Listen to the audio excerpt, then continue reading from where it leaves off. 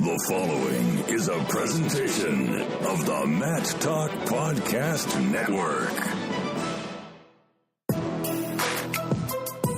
You are now logged into WarUp on the WPIAL, featuring your hosts, Greg Warnock and Jeff Upson. PA Power Wrestling. Pennsylvania is wrestling.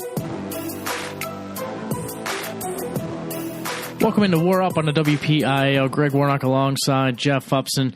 Jeff is back from Council Rock South. He spent the weekend at Escape the Rock. Have you recovered, or are you still a little dragging a little bit here on Monday? Yeah, I mean, I'm a little tired. We got back. In fact, if the Canamac folks are listening, I passed both their vans on the way on the turnpike, so I may have beat them home, even though they left before me. But it was. The snow did not come like we anticipated, so the drive wasn't actually that bad. It's just not that close. You know, it's a long drive, so I'm a little tired, but I'll make it. So we're going to recap the Escape the Rock tournament as well as the Allegheny County tournament that happened this past weekend. But first we want to get you set up because this week we have the section championships for the teams, and then the team tournament will be coming out the next weekend. So hard to believe it's here already, but we are through 5 weeks of the section wrestling. We are, and I'm excited. And right off the bat, I'm looking here at AAA Section 1. And that got me fired up. And that is indeed. You look at the results. Franklin Regional knocked off Franklin Regional 52-23 to wrap up that section. Hempfield beat Greensburg-Salem 39-21 to go 1-2. So the Section 1 championships are at Kiski area. Kiski against Greensburg-Salem. Hempfield against Norwin. And in the fifth place match, winner and you're in, Latrobe at Franklin Regional. Has to be the deepest weight. It's the deepest section here in terms of teams for the AAA sections. Kiski, Greensburg, Salem, Hempfield, and Norwin. You got 3 teams there that are currently ranked in the state with Kiski, Hempfield, and Norwin. Then, of course, you have Franklin Regional battling Latrobe, traditionally tough school there, to win and get in. So, I mean, look at the depth here coming out of Section 1 and the team aspect. I guess that's par for the course, yep. But it's still, it just boggles my mind that these teams are always so tough. Yeah, no doubt about it. You got to like Kiski as the favorite going into this, but Norwin and Hempfield, how do they match up against one another? I think, and Hempfield was one of the teams that unfortunately wasn't able to make it out to Escape the Rock because of the weather, the preemptive, not being able to go because of what the prediction was for the weather forecast, but I think they match up well with Norwin. They're strong in sort of similar weights throughout 26, 32, 38, and you have very similar styles in the sense of how they go. And it's kind of interesting because obviously this is going to be Vince Augustyn's new team going against his old team.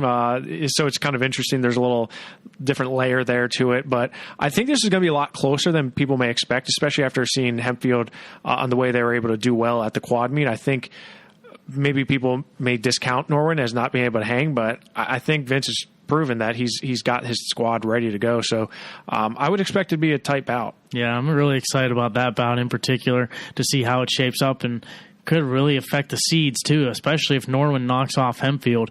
It could be interesting for the seeding committee. Section 2, the big win for Thomas Jefferson. They beat Connellsville 30-29 to claim subsection 2A. Mount Lebanon beat Peters Township 36-33 to claim that subsection. So you look at the top 4 at Thomas Jefferson for Section 2. Thomas Jefferson against Peters Township. Mount Lebanon against Connellsville. The 5th place match, Upper St. Clair at West Mifflin. Yeah, and this is really when we get to see if Thomas Jefferson is for real.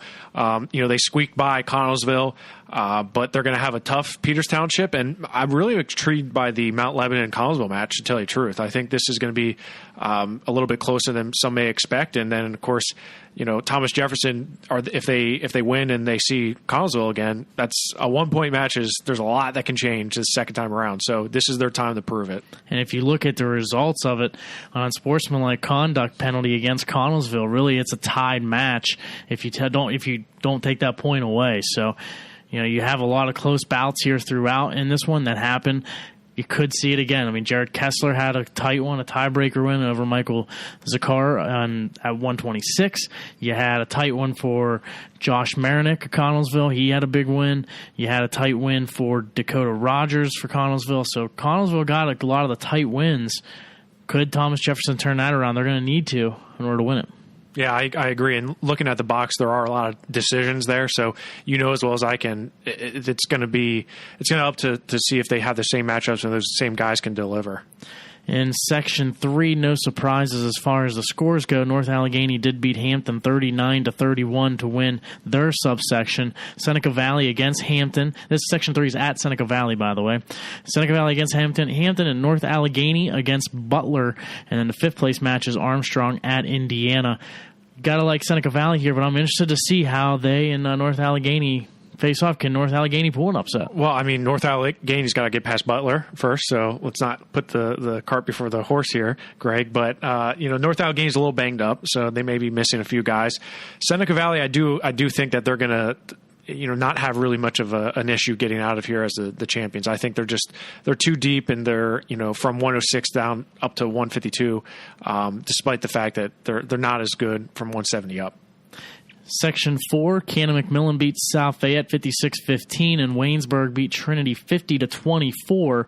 So Section 4 is at Cannon-McMillan, Cannon-Mac against Trinity, Waynesburg against South Fayette, and in the fifth place match, Chartiers Valley at West Allegheny. Yeah, and this one I will put the cart before the horse and say it's probably going to be Cannon-Mac and Waynesburg. And this one, it's going to be an intriguing one. Sort of, looking at it, the Section 1 and looking at that Hempfield-Norwin one, I'm equally as intrigued by this Cannon-Mac and Waynesburg matchup because these two teams are two teams that I think match up well against each other. They each have spots where they need to do better. They need to wrestle a little bit better than what they have been in the past. So again, this one's a little bit closer than I think people may expect. In AA, Washington beat Fort Cherry 48-26 to claim the second spot, but the big win here, Best Center beats McGuffey 34-33, and a tiebreaker goes to Criteria 3, most falls, forfeits, and defaults to win the match, so they tied at 33. So this one will be at Burgettstown. It'll be Burgettstown against McGuffey, Best Center against Washington, and then a fifth place match, Bentworth at South Park. Section 2 will be at Freedom, and for this one, not a lot of surprises as far as the results from the past week, but it'll be Freedom against Quaker Valley, Keystone Oaks against Laurel, and the fifth place match, Hopewell at Beaver. And there should be some intriguing matchups between Quaker Valley and Freedom, right? We could see potentially John Rocco Cazales going against Trent Schulteis, depending on where each one falls in the lineup, but as a team, I don't see Freedom having any real problems getting through here. And in Section 3, it'll be at Burrell. Burrell will take on Elizabeth Forward, Derry against Valley, and the fifth place match, Southmoreland at Highlands. Expect Burrell and Derry here, and that should be a fun one. Yeah, I agree. I think we historically have seen the Burrell and Derry matchup happen here in this Section 3 championship, and I don't see that being any different in 2019. But Burrell, another one, they were unable to go to the Brookville Ultimate Duels because of weather, so we weren't able to see them in action. I'm sure Coach Shields is a little disappointed by that, wanting his guys. We had him on the show, and he talked about having his guys become battle-tested. So now's a good chance to show that against Derry and setting themselves up for the WPIAL Championship. Yeah, they love the Brookville Ultimate Duels. Such a disappointment with this weather, and it didn't even come. Well, but you had to play it safe, so it's totally understandable. The Allegheny County Championships from this past weekend. At 106 pounds, your champion was Joey Fischer from South Park. He had a pair of tough matches. Dylan Coy of North Allegheny, I think that was the one everyone was looking forward to. They met in the semifinals, and Fischer beat him 6-3. Then he beats Vincent Citrano of Plum 5-1 for the championship, and Coy did come back for third. Yeah, and I think, Joey, and we're going to have the opportunity to talk to Joey here in a few minutes, but I think he was probably really excited to have this match with Dylan Coy because they have a lot of history together. They've wrestled several times before in the off season. So I think this is probably one match that he was looking forward to. But Vince Citrano, he had a good tournament as well. He had 3 falls on his way to the finals, and he did hold Joey to a decision. So, I think he kind of showed hey, I'm someone that you need to keep an eye out too. I may not be the big name, right? Dylan Coy, obviously, being where he was at in the bracket, I probably would have expected him to be in the finals had he been on the bottom side. But, yeah, Joey Fischer is just doing what he does. And, I'm excited to talk to him because we got to see him over this summer at Fargo where he won a national title, which is, pretty huge for a guy who went 1 and 2 at states to come back to Fargo and win a national championship in freestyle. He had a lot of people knocking on his door and saying, "Hey, who are you? And what's going on here? How'd you do this?" So, very impressed with him here. Can he sustain this throughout the rest of the season, though? Because that's just one of many tests. You look at the depth here at 106 pounds in the state, and it's really deep. You have returning champion Gary Steen. You have returning state medalist Matt Vulock. You have a super frosh in Levi Haynes. Sheldon Seymour, guy who we lost to in the state tournament last year. So a lot of depth here. I'm excited. Yeah, and it's a little disappointing that you didn't get to see Coy and Citrano end up wrestling against one another, but at the end of the day, Fischer gets it done. And speaking of Joey Fischer, he's kind enough to join us on the phone. Joey, thanks for joining us. Pleasure is all mine. Well, you had your toughest task at the Allegheny County Tournament in the semifinals. You had the opportunity to wrestle Dylan Coy of North Allegheny. Talk a little bit about your semifinal matchup. It was pretty hyped up match, I think, throughout all of Allegheny County, ranked AAA guy, ranked AA guy. Both of us were undefeated going into it. A little bit of history behind it. I beat him several times. So I think he was hungry to get back at me. So it was important to go out there, get the job done, So what worked for you in that match to be able to come away with the win? Well, I've wrestled him before, like I said, so I knew what he liked to do a little bit. I know he's a longer guy, and so I knew it would be real hard to take him down in my traditional style. So I knew I'd have to, switch it up a little bit and move him more than I normally would against another 106-pounder. So it was more slick stuff I had to work, like throw-bys, slide-bys, snaps, quick ankles, just real slick stuff, really. And then obviously in the finals, you wrestled Vince Citrano of Plum. After you got that win against Coy, did you feel more relaxed and feel like you had the toughest match behind you, or did you still feel like, hey, you know what, this one gives me just as much of a challenge?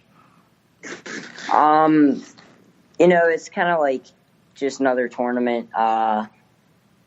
You never want to look past any guys because you never know what each kid can bring to the table. But I definitely felt like Coy was definitely probably one of the tougher matches that I was going to get at that tournament. So I think once I beat him, I kind of got a little chip off my shoulder there, yeah. Now, Joe, we talked over the summer, and you had such a great Fargo tournament. In fact, you came away with a junior national title. I mean, that really put you on the map. That really opened a lot of people's eyes to you, especially after going 1 and 2 at states. So you have the Fargo title, and that's all good. But what's it going to take for you to get to the top here, in Hershey? Because you were there before. I know you left a little disappointed without hardware. What's it going to take this year to get you where you want to be? Well, this is a question that I've had to answer hundreds of times probably since, after state, since after Fargo. And I think, honestly, the biggest transition between going 1 and 2 at states and winning a Fargo title was just, having confidence in the work that I put in, having confidence in the coaches in my corner, and just really believing in myself more. And because once I'm confident in my ability, that's when I get to my offense more, and I realize I open up more offensively. And I think that was a big game changer out of Fargo. I wrestled ranked guys, I wrestled real good opponents, and I just opened up more than I did at the state tournament. It kind of clammed up there at Hershey, and I think that was really the big game changer, was just believing in my abilities. And when you look at it this year, I mean, your bracket this year doesn't get any really easier. You still have Gary Steen, returning champ. You have Sheldon Seymour, who I believe you dropped a 1-0 match to at states. Yeah, quarterfinal. Matt Vulock, Levi Haynes is a tough freshman who I know you've seen before. Is that a welcoming thing for you to say, okay, if I'm going to do it, that was a good time to do it because you got a ton of talent there. Gary Steen's ranked in the nation. Sheldon Seymour, guy who's done well out in Fargo as well. Does that excite you to have that level of competition there? Oh, without a doubt. Because I'd say personally, I think this year the competition is going to be harder than it was last year. And to me, that's honestly, like you said, a gift, because to be able to go out last year and go 1 and 2 in a bracket, not as tough as this year, and then go out and I feel as though I'm going to perform really well this year, I think it'll be really good for me. And it'll be real good for my self-esteem, big confidence booster. But as far as competition-wise, like you said, Steen, Seymour, both ranked nationally, dropped a close one to Seymour. So I definitely got a chip on my shoulder, and I think I'm just really, my goal is right now just stay healthy and be ready for those matches, yeah. And talk about your season thus far. I mean, last year you may have been a little undersized. How do you feel at 106 this year? How's the season been for you thus far? Do you feel ready to head into the postseason? I feel better than ever. I've been training real hard throughout my clubs and my school practice. Got a new high school coach this year, actually. Me and him got off to a real good start. And really, his job that he said this year, he told me, I know that you can go out there and wrestle your style. I know you know how to wrestle. My goal really is just to keep you out of your own head and make sure that you're in these people's way, like you are the man to beat. And honestly, it's just started the year off Chartiers Houston tournament, then we got Southmoreland, Burgettstown counties, now we got sectionals coming up and all that. And so it's just chipping away at the stone, it's just one after another, one match at a time, just keeping my eyes forward, looking to postseason. And how important is it for you to really just stay focused, though, one match at a time? Because I know you have state aspirations. You want to do better than you did a year ago at the state level, but you still have the Southwest Regional. You have the WPIAL tournament where you finished second last year, and I'm sure you want to get on the top of the podium there in the WPIAL. Yeah, that one definitely hurt. Same guy, WPIAL final, regional final. Not fun having to look that guy in the face, each time after he beat me. So, I think that really was a big motivator for me too. But, like you said, one match at a time. It's really just about me, going out, being the next kid they put in front of me. I mean, obviously, I'm looking forward to getting on top of that podium in Hershey. But me and my coach talk, and he says, you just got to take it one match at a time because you never know who's going to get thrown out there in front of you. So just go out there, wrestle your next match, and keep doing your thing. Well, Joe, we appreciate you taking a few minutes out of your evening to join us on the show. Best of luck as you continue the rest of the way through the season. Thank you. Appreciate it. All right. Thanks, Joey. No problem. Thanks again to Joey Fischer of South Park for joining us on the show. And let's get right into the 113 pounds.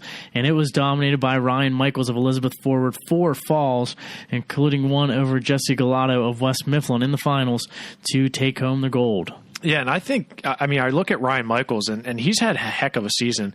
One of his only defeats, in fact, his only defeat on the season was to Joey Fischer, who we just talked to, 5-3. But, he's gotten bonus points after bonus points after bonus points. He pins people all the time, and this is a guy who I think is poised to have a good season. I think he just showed that here at the Allegheny County Tournament. Not the deepest of weights. I thought Evan Whiteside probably was going to be here, and he wasn't. He had a disappointing tournament, but still, Ryan Michaels very, very happy for what he was able to do. Yeah, Whiteside ends up finishing in 7th place after coming in this one as a number 2 seed. 120 pounds, Ryan Sullivan of Shaler rolls through this tournament as he picks up 4 technical falls and a fall to win the championship. Yeah, no problems at all for Ryan Sullivan, and he beat Kellen Laffey from Pine Richland, who's up to 120. He was at 113 at the Powerade tournament, but he comes back to take 3rd. Troy Jacobson, younger son of Jacobson, who's now at Pitt, and he comes out in 2nd place, so good showing by the Alderdice sophomore. 126 pounds, Michael Zakura of Thomas Jefferson ends up winning the title, an 8-2 victory over Zach Wright of Hampton. Wright had a big win over Freddie Junko of North Allegheny in the semifinals, a 5-2 victory to knock Junko into the 3rd place match where he ends up finishing in 3rd. Yeah, and Zakura took out Eddie Hune from Carlington in the semifinals, and then Junko comes back to beat him for 3rd place here. So, but good tournament by Zach Wright. He knocked off Sean McKinney as well, and then Freddie Junko. So good tournament by him. 132 pounds, Sam Hilligus of North Hills pins his way through 5 falls to win the title. He pins Connor Redinger of Quaker Valley in the finals. Redinger had a couple of tough matches, though. We talked about it last show. He had a tough one in the quarterfinals against Justin Perkins of Penn Hills. He had to battle back. He was down 4-0 in that match to come back and win 6-4, and then he beat Max Stedford of North Allegheny in the semis 8-6 before running into Hilligus. Yeah, and I was really excited to see Redinger against Justin Perkins. Again, Perkins kind of the anomaly here, and guy who we haven't seen a lot of. But Redinger, as you said, battles back to win that match. But then he runs into a buzzsaw, right? Sammy Hilligus just does what Sammy Hilligus does. And, you would think that this would be maybe a little bit more competitive, but Sammy was having none of that. And Max Stedford ended up beating Justin Perkins for third place with a 3-2 decision. 138 pounds, Nate Lucas of Pine Richland was your winner. He wins 6-5 over Zach Macy of Chartiers Valley. Lucas also beat Ian Scarberry of Shaler 4-3 in the semis. Scarberry comes back for third. Yeah, and this was the match I remember we talked last week of, can Macy have a rematch with Scarberry, because he lost to him twice the week prior, but that never happened because both wrestlers lost to Nate Lucas from Pine Richland, who, by the way, is having a great season. And I think you had asked me last week whether I was surprised the fact that he was the top seed here, and I think this just proves the fact that he belongs in where he's at, and I'm excited to see how 138 shakes out in the WPIAL, because it is a little open. 145-pounder champion John Rocco Cazales of Quaker Valley. He beats Jackson Gray of Mount Lebanon 6-3 in the finals. Gray beat Tyler Kokak of Hampton 8-6 in the semis. Rocco Cazales ends up tech falling Joe Moetti of Brashear in the semis. Moetti comes back for third by pinning Tyler Kokak. Yeah, and John Rocco, he had a heck of a tournament, as you said, 2 falls in the first period and then a tech fall over a tough Joe Moetti, who's up a weight here. Jackson Gray, though, you can't be upset by the way he wrestled. He beat a tough Avery Bursick from Fox Chapel, and then, as you said, takes out Tyler Kokak. So good showing by Jackson Gray. 152-pounder champion Alex Weber of Thomas Jefferson. He beats Eli Brinsky of South Fayette 3-0. Brinsky with a big win over Cole Spencer of Pine Richland 3-2 in the semis. Spencer comes back for third. Yeah, Brinsky's a guy we got to see at the Surge tournament, Greg, and he won that tournament there, and he had maybe a little bit of disappointing start to the season, but man, he's turned it on at the right time, as you said, beating Cole Spencer, who's a returning state medalist and a sophomore. He's able to beat him 3-2, but then Alex Weber, I think, really solidifies the fact that he's one of the top dogs at 152 pounds. Yeah, no doubt about it. 152 should be interesting to watch. Cole Spencer, I feel like he needs to kind of get his thing going if he wants to try to get back on the podium at Hershey, because right now he's got a lot of guys kind of jumping him at this point. 160 pounds, your champion was Max Stout of Mount Lebanon.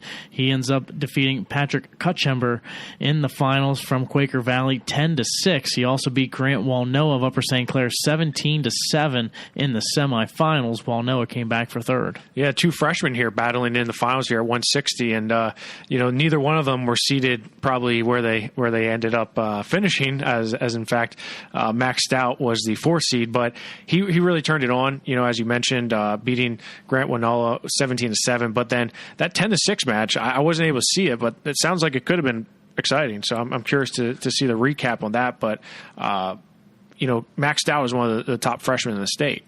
Yeah, we talked about him coming out and probably winning this tournament if he wrestles the way he did at Powerade. And kudos for Kutchember.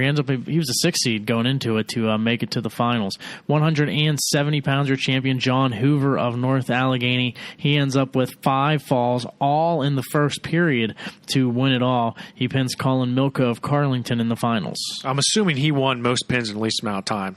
No doubt about because it. You have 5 pins, 22 seconds, a minute 13, 21 seconds, 22 seconds, and 37 seconds. My gosh, what is he doing to people out there? I'm going to have to ask Wald Walco what exactly he's doing, but he's obviously on the right path and really doing well for himself. Milko had a good win against Jamal Littlejohn of Moon in the semifinals. Littlejohn ended up coming back for third. 182, Luke Stout of Mount Lebanon. He was your champion. He had 4 falls to win it all. The final one came against Nick Whittington of Keystone Oaks. 195 pounds, Max Shaw of Thomas Jefferson. He gets a pair of big wins in the semis. He beats Luke Montgomery of Bethel Park 15-4. Montgomery comes back for third. And he beat Justin Hart of Hampton 3-2 in the final. Hart beat Harvey Roch of Upper St. Clair in the semi, and Montgomery beat Roch 4-0 for third. Yeah, a lot of depth here at 195, and I was excited to see how Max Shaw would do against Hart, who's only a sophomore, but is a returning state qualifier. Max Shaw, one of the top guys in the state, so he had his hands full, though, with Hart. Hart's a tough guy to score upon, so I'm sure if you look at it, Shaw's probably going to want to try to do some other things to get more points on the board. 220 pounds was really wide open, and your champion here was Quinn Murray of Upper St. Clair. He defeats Damon Thompson of North Hills 4-2 in the final. And at 285 pounds, Jake Slinger of Upper St. Clair, he was your champion. An 8-0 major decision went into finals over Nathan Hoagland of Mount Lebanon. Yeah, and again, I think just shows where Jake the Gunslinger's at currently in his senior season and majoring a very tough Nathan Hoagland. So, again, I said this before, you're going to say I'm a broken record, but I'm excited to see how he mixes it up with top guys in the state like Quan DeBow and Michael Wolfgram. As far as the team portion for the Allegheny County tournament, your champion was Thomas Jefferson, 170.5. They narrowly beat North Allegheny at 168. Mount Lebanon third with 160. Pine Richland fourth, and Upper St. Clair fifth. But Thomas Jefferson coming away with the Allegheny County title. Yeah, I mean, we talked about this last week. I mean, who was going to come out on top here? And, they were able to get it done. And again, that just shows the depth that TJ has. And I'm excited to see how they are as a dual team. Escape the rock. Jeff alluded to it in the beginning of the podcast and recovered a little bit from it, but still dragging. So Hempfield, you mentioned, not able to go. Any of the other WPIAL teams miss out? No, but we were limited in the fact of what teams were there in the first place in the WPIAL. But we did have top teams like Cannon Mac there, Connellsville was there, and of course you talked about Thane Lawrence from Fraser being there as well. Right away, jumping off at 113 pounds, Jimmy Baxter, I thought, had a great tournament here, finishing fourth at 113 pounds behind three guys that are highly accomplished, Nick Nardone and Will Guida and Dayton Delvisco from Malvern Pratt. But Baxter had a couple really good wins. I was excited to see how he finished. Cole Bisco from Southern Columbia was a guy I wanted to see him go against. So Baxter, again, we talked about what he did at Powerade, knocking off the number one guy in the state in Dubboy, and he proved that when he's on, he's on. So I was excited to see how he did here. Next result was at 126. Kenny Heyman of Canamac finishes in 7th place. Would you say, based off of how he did at Powerade, a little bit of a disappointment for him? Not necessarily, because 126 was really deep, and you look at all these teams here from New Jersey and Ohio, and I wouldn't say this was a disappointing tournament for him. I mean, I'm sure he'll say that, but I wouldn't be too upset about this because he wrestled tough in most of his matches. I mean, there was a few, I forget if it was a consolation or a championship round match where he gave up a few silly back points and was unable to come back from it. But overall, from what I saw from him, I thought he wrestled tough, and I wouldn't be too worried about this one. You mentioned Thane Lawrence at 160 pounds. He finishes in 2nd place. Couldn't get Luca Frenzy, the monkey off his back, I guess. It'll be lost to him last year and lose to him again this year. Yeah, unfortunately for him, I don't think he really enjoys wrestling at Counts Rock South High School because he hasn't had much success there. And as you mentioned, he lost last year to Luca Frenzy in the early rounds of the Escape the Rock, which was a big win for Luca. And Luca Frenzy called me out twice this weekend. He looked at me and said, "I'm number one," after he beat Clayton Ulrey, and then he kind of turned and laughed at me after he beat Thane Lawrence, like, "Okay, man, you're gonna rank me higher now because I only have him 7th in the state," in all good fun. But and Thane, again, Thane hasn't really been pushed since the Ironman, so he's a guy who I think come March, and Buck Watkins there at Fraser does a good job of preparing Thane. Obviously, we saw that last year, the way he was able to change the way he wrestled from the regional tournament to the state tournament. So if I'm Thane, I'm not getting too down on myself about this. And again, it's all for March. 182 pounds, a pair of WPIAL placers. Garrett Ninehouse of Cannon McMillan finishes in 2nd place. He drops a tight 6-5 decision to Jackson Turley. And Scott Joel of Bell Vernon finishes in 7th place. First, let's talk about Ninehouse.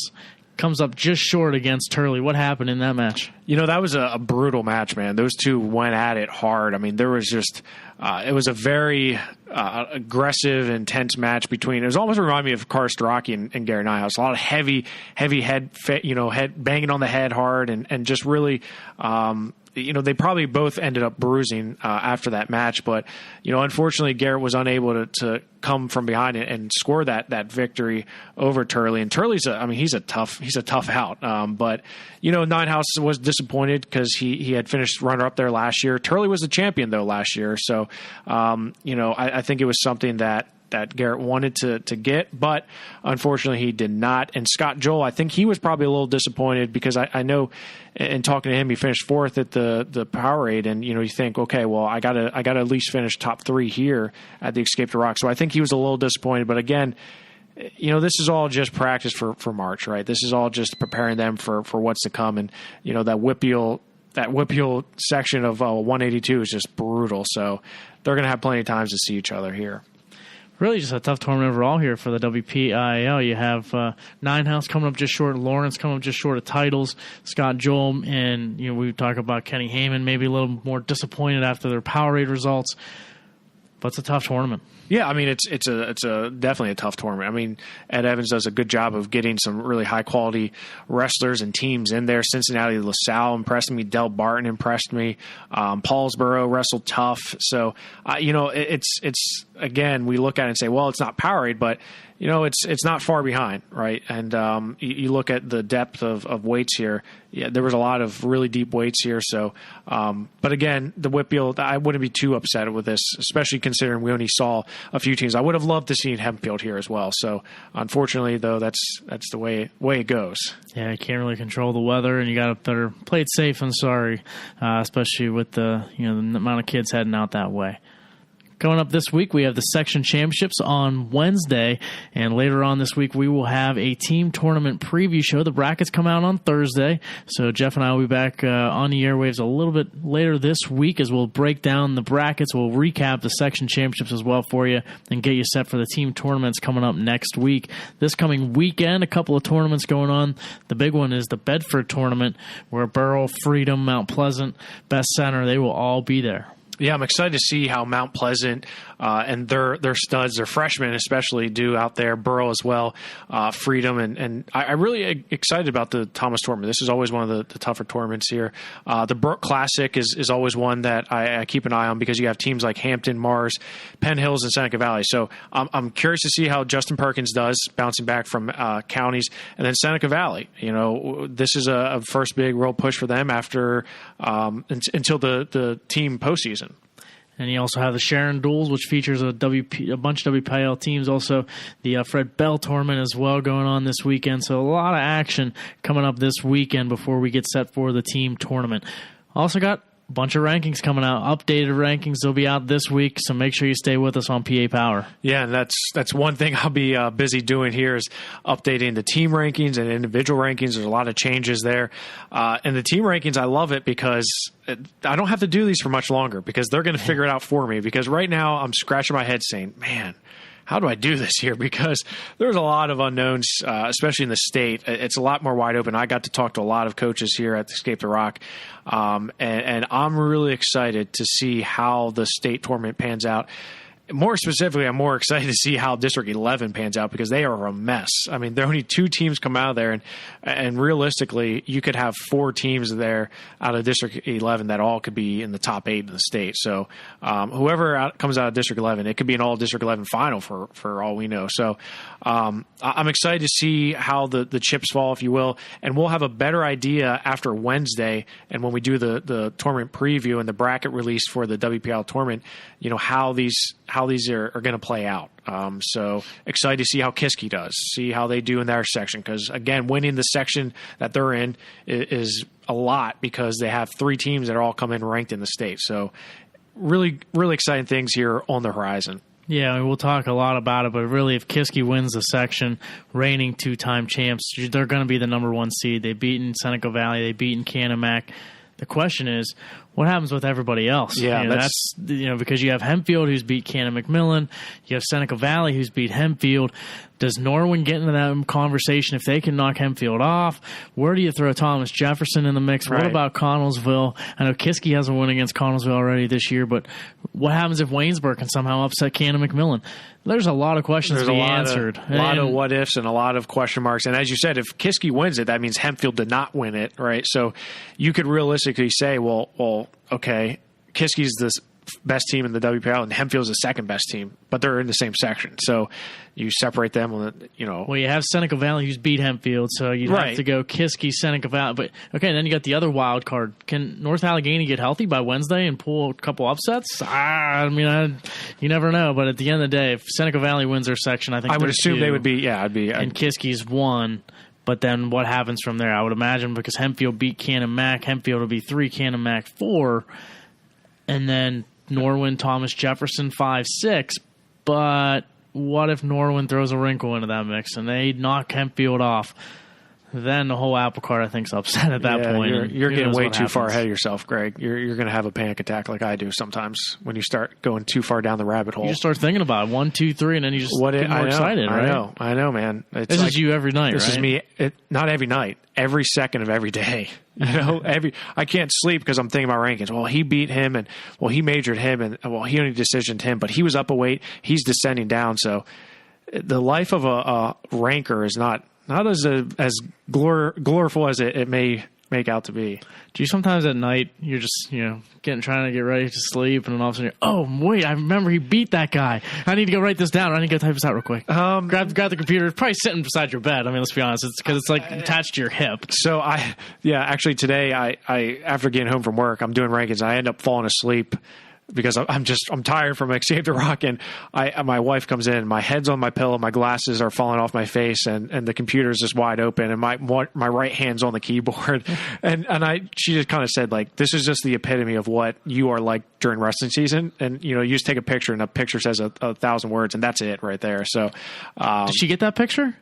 I hope she did. I hope she did. We need to post that out there for everybody to see. There's nothing to see there. I don't look too good here, so no, it's there. I don't go too crazy, but I don't overthink it. I go with my gut, and I have a secret formula for how the rankings are calculated.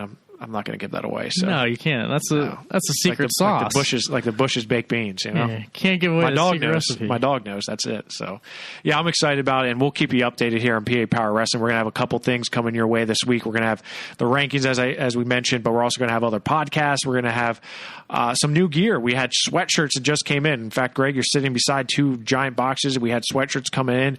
We have socks on the way, and again, I teased a little bit about the what's going to be coming in for sale here pretty soon. But if you're coming to Pittsburgh for the NCAAs, PA Power has some gear that you're going to want to have to wear and let folks know where they're coming, right? Because when folks come into Pittsburgh for NCAAs, we have to let them know that they're in our town, our city, our state. This is our sport. So just keep on the lookout for something special. How much longer are you going to keep teasing this? Maybe a week. Another week. Maybe a week until I have product in hand, and we'll be good to go, and you'll get geared up, man. My vision is to have every Pennsylvania fan that's here in attendance, rocking a shirt that says, "Hey, you're coming to our house." Okay, right. So I'm super excited about the NCAAs here in Pittsburgh. I mean, there's just so much excitement around it. It's like Christmas. It's like Santa Claus. It's like coming to see Santa Claus for the first time. It's like, man, NCAAs. Good, huh? Even better, maybe even better, right? Don't tell my wife, okay? So we're excited. We'll keep you posted. Everything on PAPowerWrestling.com, and follow us on Twitter at PAPowerWrestle, and we'll see you soon. And make sure you stay with us later this week. We will be dropping another podcast for you, previewing the team tournament. So that is coming here later on this week. I want to thank Joey Fischer, South Park, for joining us. For Jeff Upson, I'm Greg Warnock. Thanks for listening to WarUp on the WPIAL.